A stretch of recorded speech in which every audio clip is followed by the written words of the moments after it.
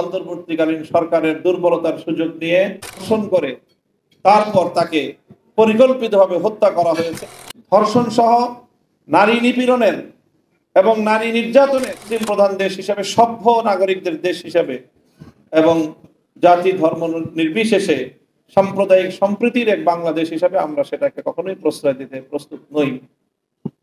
সাম্প্রতিক সময়ে একজন রূপান্তরিত পুরুষ থেকে নারীতে রূপান্তরিত হওয়া এক ব্যক্তিকে অদম্য নারী হিসাবে রাষ্ট্রীয়ভাবে পুরস্কৃত করে বাংলাদেশের হাজার বছরের কৃষ্টি, কালচার এবং ঐতিহ্যকে অপমান করা হয়েছে, অসম্মান করা হয়েছে। সেখান থেকে কিছুটা চিন্তার ভাঁজ আমাদের কপালে পড়ছে। সেটা হলো আন্তর্জাতিকভাবে এলজিবিটির যে ষড়যন্ত্র, সেই ষড়যন্ত্র কোনোভাবে বাংলাদেশে বাস্তবায়িত হওয়ার কোনো পথ যেন খুঁজে না পায়।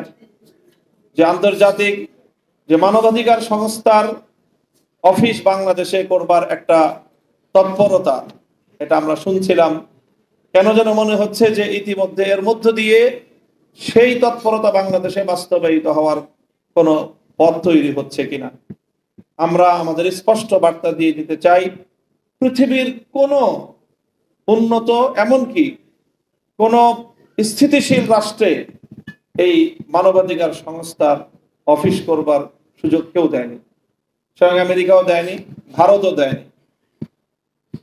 এই সময়ে বাংলাদেশকে যদি কেউ মনে করে অন্তর্বর্তী সরকারের দুর্বলতার সুযোগ নিয়ে বাংলাদেশকে সেই পশ্চিমা অসভ্য কালচারের অভয়ারণ্যে পরিণত করবে বাংলাদেশকে, তাহলে আমরা স্পষ্ট বার্তা দিয়ে দিতে চাই, আমরা আমাদের ঐতিহ্যকে রক্ষা করার জন্য আমরা সর্বোচ্চ প্রতিরোধ গড়ে তুলব।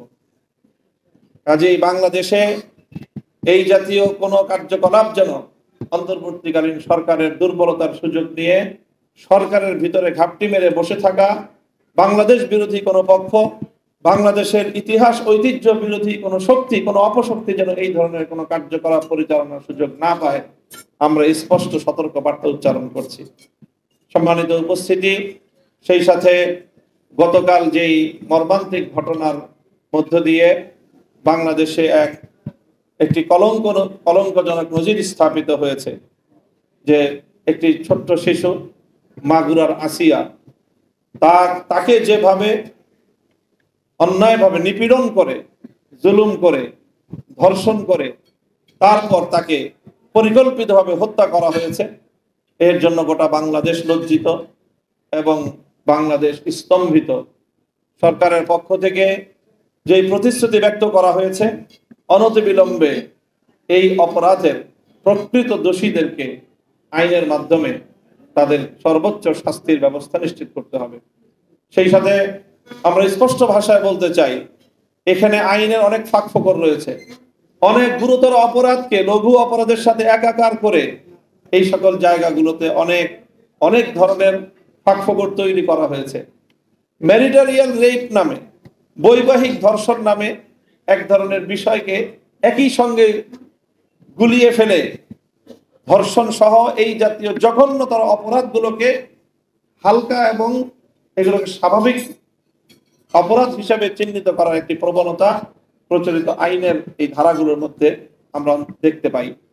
কাজে এই জাতীয় বিষয়গুলোকে নতুনভাবে পুনর্মূল্যায়ন করে ধর্ষণ সহ নারী নিপীড়নের এবং নারী নির্যাতনের প্রকৃত যে অপরাধ, সেই অপরাধকে চিহ্নিত করে তার যথাযথ শাস্তির ব্যবস্থা করতে হবে।